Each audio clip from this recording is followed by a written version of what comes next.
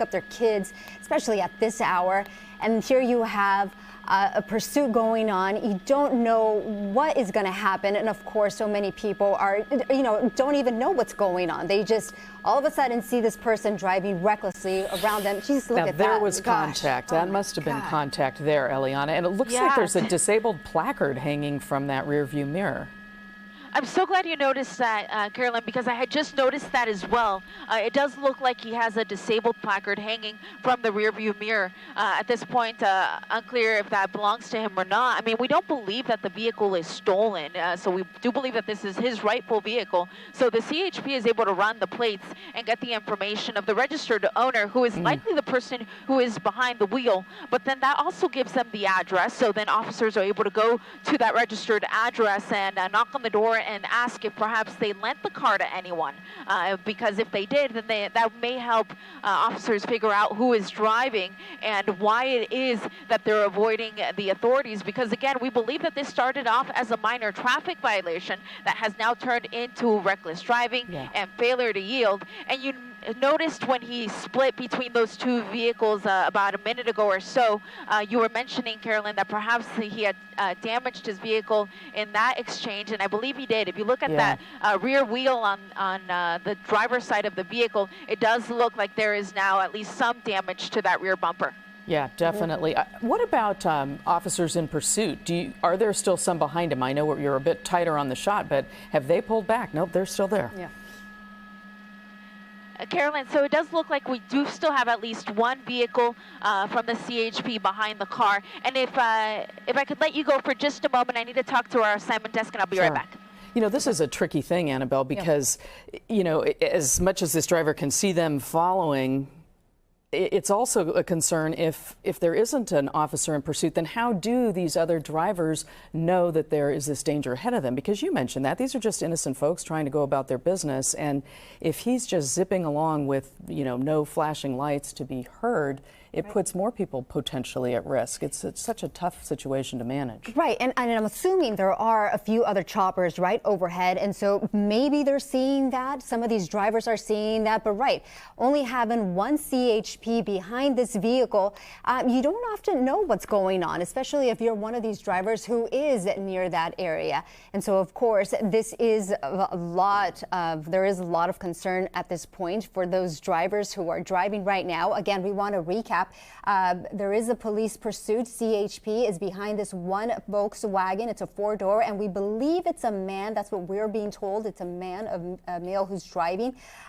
Initially started because of a unsafe change lane. So that's a minor violation, apparently. Again, this is what we're hearing. Driving at high speeds, oftentimes around the 70 plus miles per hour. It started around the 101 and then went on to the 170 and now is on the 5 freeway, approaching the Valencia area, Santa Clarita area. Yeah, this is, as we can see now, and kind of heading towards Santa Clarita.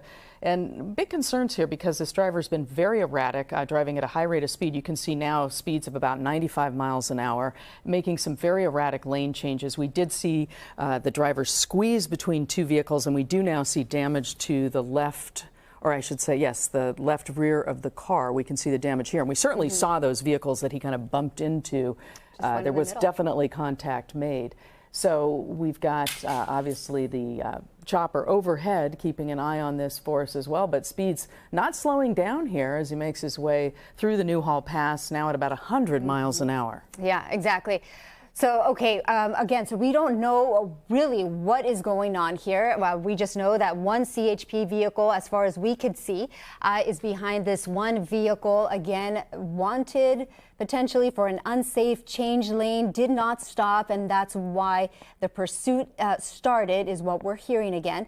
But again, this has been going on now for maybe 25 minutes or so, 30 minutes, less than that. But yeah, in 20 minutes or so. And of course, we're following this. Eliana Moreno is on News Chopper 4. And we're trying to just figure out, what is going on this driver's mind, of course, and also paying attention to the other drivers who are, of course, caught in the middle of this pursuit. The biggest challenge for officers at this point, and we do see one very close behind, lights flashing, obviously sirens blaring. We can see now two vehicles relatively close to this driver. So they are not backing off. I mean, I think in part because this driver is such a danger to others here on this freeway right now. But the challenge is that speeds are certainly way too high to do any type of pit maneuver. They wouldn't do it in this situation. So what options do they have as far as bringing this dangerous driver under control? You know, that becomes a challenge. Right. And at what point do they just, we've seen it too, where they decide to just back off a little bit more, right, to avoid this driver from going at those high speeds that we're currently seeing, touching that 100 mile per hour also. Yeah, it doesn't seem to be what they're doing now, because we do see those two vehicles, two CHP vehicles in relatively close pursuit here of this driver. And again, speeds still at an unsafe condition. Fortunately, though, you know, a lot of times this is a very crowded part of the freeway, and it's not looking too bad. I mean, as things can go, at least there is some room for this driver to continue and without making some of these erratic changes. But just as I say that, we see a lane change coming up here. And obviously you have trucks going through the Newhall Pass at a much slower rate in the right-hand lanes. And this driver seems to be kind of, you know, crossing between these two lanes, but fortunately not coming into contact with other drivers at this point. Right, and like you said, we're seeing these truck drivers, right? And so we've seen how desperate this driver is getting at certain points. And my concern too is that he gets in front of a truck driver. That truck driver, you know, has a harder time stopping, but could easily, you know, flip over also, you know, could really cause some serious damage as well if he were to get in front of one of these truck drivers and make him try to stop. We are getting just a little bit more information, Annabelle, as to where this all began. It was on the northbound 101 near Sunset Boulevard, and that's when apparently there was this, what officers noted as perhaps an unsafe lane change that, you know, caused them to turn on their lights and attempt to pull this driver over. But that's when the chase was on, so to speak. A wider shot right now, and you can see it's really opened up here, at least vehicle-wise, how many vehicles are on the road right now, as far as him having more free reign to drive without endangering others. There's not as much traffic as we saw just a short while ago. Right, and of course, Eliana Moreno is in News Chopper 4 following this pursuit. Again, like you mentioned, Carolyn, it started around the 101. It started on the 101 near Sunset, right? And this was because of an unsafe change lane. We've seen this driver go at high rates of speed. Of course, we are following this. Yeah, we have a team of folks actually headed in that direction as well. So we will, of course, be efforting more information for you from the ground as well right now. Again, this route now we're still in the Newhall Pass. This is the Castaic area. And so this is, you know, as you pointed out, Annabelle, going on for about half an hour now that we've been over this pursuit and keeping close watch on what's happening here. Right. Eliana Moreno is back with us. Eliana, what can you tell us now about this driver? Back with you guys here, and this pursuit continues here on the northbound 5 freeway, now at Lake Hughes Road, entering Castaic. But let me widen out the shot. You might have counted the units before while I was doing a report for our sister station Telemundo, but we didn't count that there were 7 units of the CHP that were behind this driver. I'm now just counting 4, but we may have some units trailing behind, possibly slowing down traffic further behind the vehicle. But the driver really not letting up, still very high speeds. He's only going to start to slow down because now we're on an incline here on the northbound 5 freeway. So it starts to go up, and really all vehicles will start to slow down. You'll notice a lot of big rigs are going to be coming up on the right side of the freeway, and they're going to be slowing down significantly. So he'll likely hang to the left side of the freeway to try to continue going. But this really does put us in an interesting spot because we are in Castaic, and we may have some weather issues as we proceed north. But we'll, of course, continue to try to bring you these images as long as we can. But again, what we believe to be a driver wanted for initially just a minor traffic violation has now led CHP officers on a pursuit all the way from the west end of the San Fernando Valley into the Newhall area and approaching Santa Clarita, or approaching Castaic now.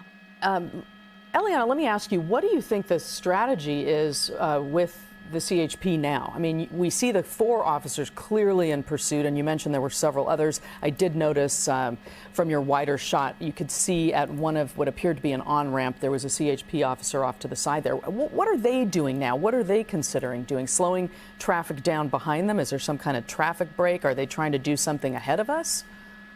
Yeah, so what they could do in this case is try to lay out some spike strips up ahead. And fortunately for the officers, this guy really doesn't have too much in the way of options because he's pretty much going to be forced onto the northbound 5 unless he decides to exit the freeway. So this could be a situation where they could go up ahead, they could lay out spike strips ahead of him and try to get him to run them over so that the tires will at least slowly start to deflate. But of course, even then, it could take some time before he surrenders.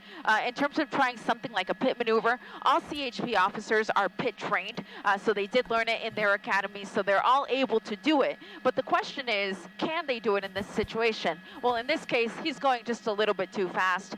Even though the road is nice and wide open for the most part, they're really not going to try it until he slows down because they wouldn't want to pit him at these high speeds because it really could endanger his life and the lives of the officers. So for that reason, at this point, they're pretty much just going to wait him out. Time is on the side of the officers. They can continue to give chase and try to set up those spike strips. And eventually, this guy's going to run out of gas.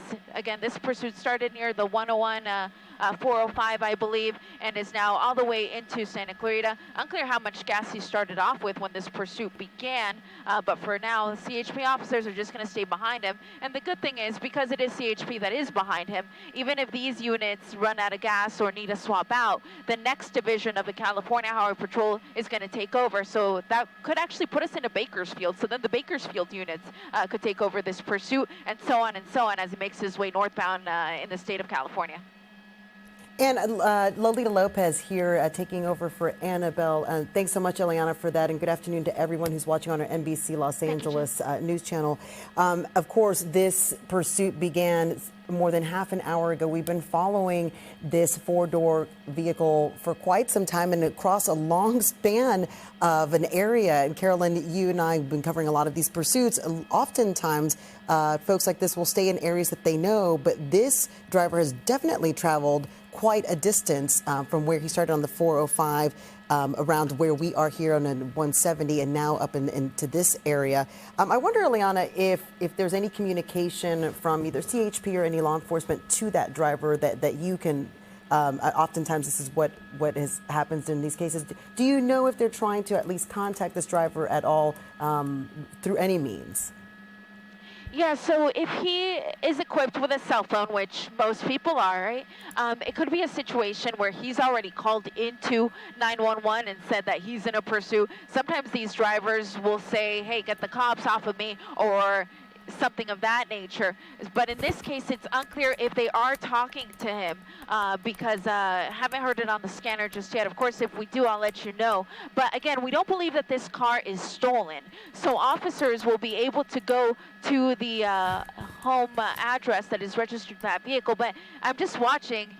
It's almost like he can hear us, and he's showing us the cell phone. Yeah. Like right on cue, as if he was like listening to what we were trying to talk about. But there it is right there. And the first time that we've seen the driver, at least with the window open, now the driver closing up that window. Yeah, so I call it coincidence, but that was perfect timing. So because of that, if we do hear that there's going to be spike strips set up anywhere up ahead, I won't say it until he passes that point because we, of course, wouldn't want him to be listening to our broadcast and get tipped off in any way because of it. But that was a strange coincidence, but clearly he has a cell phone, so he is able to call 911 and try to communicate with police that way. Oftentimes, these drivers just want to communicate with their own family, and then the family will call the police and let them know what the driver is saying. So at this point, obviously, he has the ability to communicate with them. The airship is overhead as well, so the airship could make announcements, of course, with his windows closed and at the speeds that he's traveling at, he's not going to be able to hear what they're saying. But should the vehicle come to a stop, then the authorities would be able to make announcements over the speaker in the helicopter and as well as the speakers in the units that are trailing him behind to let this driver know that it's time to give up. Yeah, Eliana, this has been a very stressful one to watch as well because there have been so many close calls on the freeway. And here's one of them in particular on the right side of your screen there. You can see that driver wedging between what appeared to be a minivan and an SUV and definitely making contact. To me, it appeared to both vehicles and both sides of this driver's car. We can definitely spot damage to the rear left wheel of the driver here. But again, this all started, we're learning, on the 101 freeway near Sunset Boulevard and then has just continued for some time now across many different cities. And we're now in the Castaic area still, I believe. Can we climb a little bit, Jim? Yeah, and in Newhall right here, as we look at the map that we're getting here from Eliana and News Shopper 4, and the way I calculated, Carolyn, he's traveled some 25 to 30 miles in this pursuit already. And at times with very heavy traffic, although now there's plenty of room for him, which is actually a good thing to see because he's not putting other drivers at risk. But there's those number of vehicles following closely behind from the CHP. At least 3 now, Eliana, more as well behind them. Yeah, my pilot, Jim, has the pursuit on his side, and so he's telling me that there's 7. So he sees 7 units of the CHP, as well as the airship overhead. And the airship for the CHP, it comes out of Fullerton, so it did take them a little bit to get up here, but it's over the pursuit now. But we're getting to that area where eventually we're probably going to lose signal. But I can tell you that just from my previous experience, I followed pursuits almost to Bakersfield before we've had to give up. So for now, we're continuing to follow this on the northbound 5, now at Templin Highway. And this vehicle really not showing any signs of wear and tear. It's still traveling quite well here, 80 miles plus on the northbound 5. And weaving a little bit there, as you saw, Carolyn, kind of going from one side to the other. But as you were talking about, has much clearer room here as we get to the 4 o'clock hour. As we start at 4 o'clock news, people starting to get off work a little bit earlier, and then more in the busier areas, it was a bit more dangerous, right, when there are more cars out there. From where you first started in the 101, here it seems to be a little bit clearer in terms of the number of cars around him that could pose a danger. And Eliana, I should mention that we're going to break away from you in a couple minutes here as we prepare for the NBC4 News at 4 o'clock. We'll be bringing that live to you. And we have you for just another couple minutes as long as your signal holds, which, as you said, hopefully it will. But you also mentioned perhaps some weather conditions up ahead. Yeah, it's pretty much been cloudy everywhere in the San Fernando Valley, and now we're north of that in the Santa Clarita Valley. But just looking up ahead, it looks like we still have a pretty clear route, but you can see that this driver also has a pretty clear route here on the northbound 5 itself. I'm just going to widen out. I want to count the units. I'm seeing 4 right now directly behind him, but my pilot, Jim, could see another 3 even further back than that. Of course, CHP has its own helicopter. They're overhead. The vehicle itself it's a Volkswagen sedan of some sort. I believe that these cars get pretty good gas mileage, even though they're a regular gas-powered vehicle. I believe that it gets in around the 30 mile an hour range or so. But there's a good look at the driver as his pursuit continues northbound 5 at Vista del Lago. All right, Eliana, we appreciate that. We will check back in with you at the top of the hour on the NBC4 News beginning at 4 o'clock. Thank you for your great coverage. As always, we'll see you soon.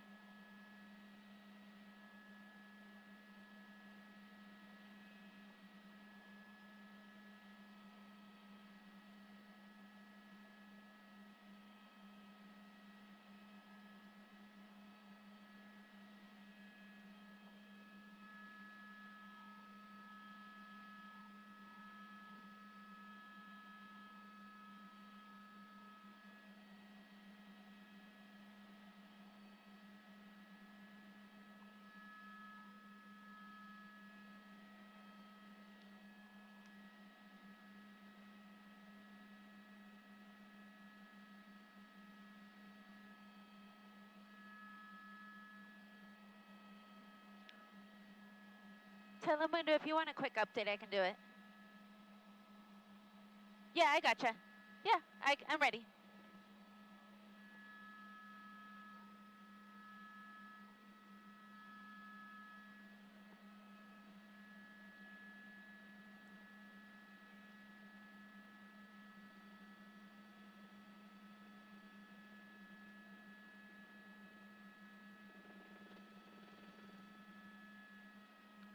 Sí, bajó la ventana y por un momento nos mostró su celular, porque al momento estábamos preguntando si posiblemente estaba en comunicación con la policía, con la patrulla de caminos de California, y fue en ese momento que mostró que tenía un celular adentro del vehículo. El conductor es un hombre vestido en una camiseta azul, y la persecución continúa aquí en la autopista 5 en dirección norte, cerca de la salida Vista del Lago. Vista del Lago es un lago que queda aquí al lado de la autopista 5. Y como pueden ver, las velocidades siguen altas y el número de patrullas que está detrás del vehículo son 4 inmediatas, pero también hay 3 que están un poco más hacia el sur, aquí en la autopista 5. Y también el helicóptero de la patrulla de caminos de California también ya ha llegado a la escena. Ellos vuelan desde Fullerton y duraron unos 20-25 minutos en llegar, pero ahora están sobre la persecución que continúa aquí a velocidades ahora no tan altas, aproximadamente 65 millas por hora, pero el conductor ha estado manejando en una manera muy peligrosa a altas velocidades, o por un momento también chocó con un vehículo, pero al momento no creemos que nadie ha sido herido a causa de esta persecución que empezó ya aproximadamente hace una hora en la autopista 101 y continuó en la autopista 170 y la autopista 5 en dirección norte, donde nos encontramos ahora cerca de la salida de Smokey Bear.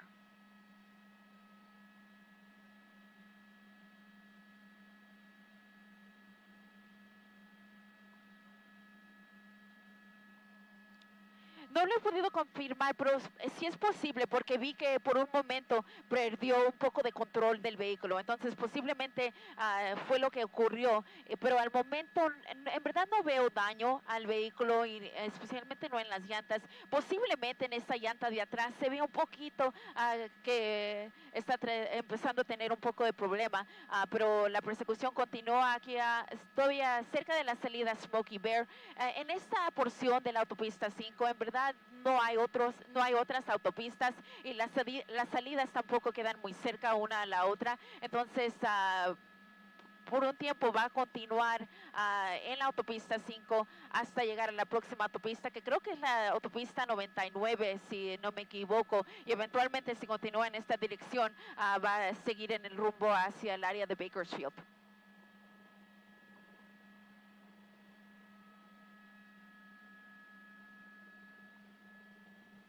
Oh, déjame te la pongo en la pantalla una vez más, pero donde nos encontramos en la autopista 5, cerca de la salida de Smokey Bear.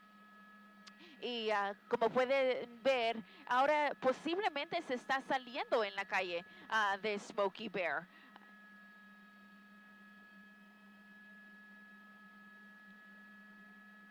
Okay, yep, I'm back on NBC.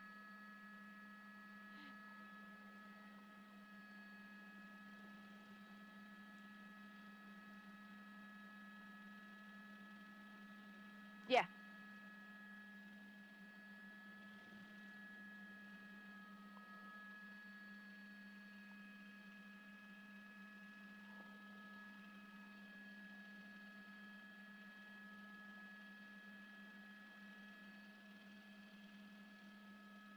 So the driver is now out of the vehicle and he is running. He's running on the 5 freeway. I'm going to widen out because he could easily get hit. So he's running across the 5 freeway. He just ran across the northbound side and is now crossing the southbound side. Oh, God, please don't get hit. Oh, this is so scary and dangerous. He just ran across a very busy 5 freeway, both the north and the southbound lanes. He is now closer to the southbound side of the freeway. CHP officers are on the complete opposite side. But of course, the airship sees exactly where he's at. They're trying to get some units over to him now to try to take him into custody. But now he's definitely winded. That was such a scary moment. Please don't do it again. Okay, I'm going to widen out again. It's just such a dangerous situation here. He could easily get hit.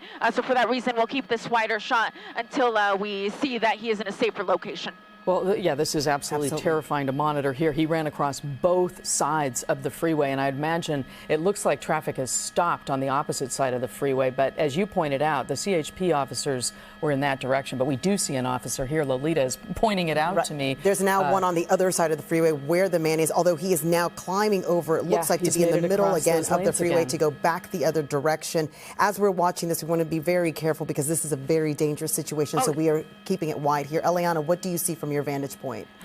It almost looked like he tried to carjack that vehicle. It was a silver sedan. I was a little bit wider on that shot just because we didn't know if he was going to get hit. But it does appear that he is approaching vehicles. The vehicles are slow enough now to where I feel more comfortable zooming in. But you can see that he's definitely trying to pull on car windows and car doors rather, and trying to carjack other vehicles here on the northbound side of the 5 freeway near the Smoky Bear exit. That's actually where he got off, and then officers attempted a pit under the freeway.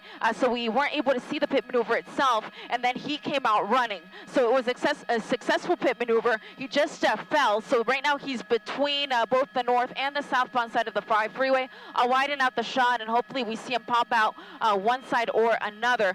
But again, here he is now on my side of the freeway here. This is going to be closer to the southbound side, and now there are CHP officers on both sides of the freeway. So it should just be a matter of minutes before this person is in custody. But now he is down here on he's off the freeway on a surface street, and there it looks like he is giving up. His hands are up, and there is that CHP vehicle. And it does look like he's on his knees. An officer's now talking to him. He's on his knees. He has his hands up in the air. It seems to be a culmination of what is a 30-minute plus pursuit now in this area. It seems to be a winding down. Eliana. Oh, this ended as well as it could have. So many close calls, so many scary moments.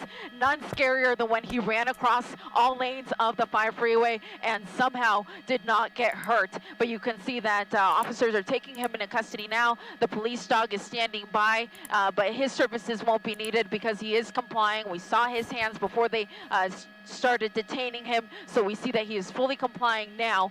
In terms of whether or not there's anybody else in the car, it hasn't been confirmed yet on the scanner, so I'll wait to hear that. But we had initially heard that he was the only person in the vehicle.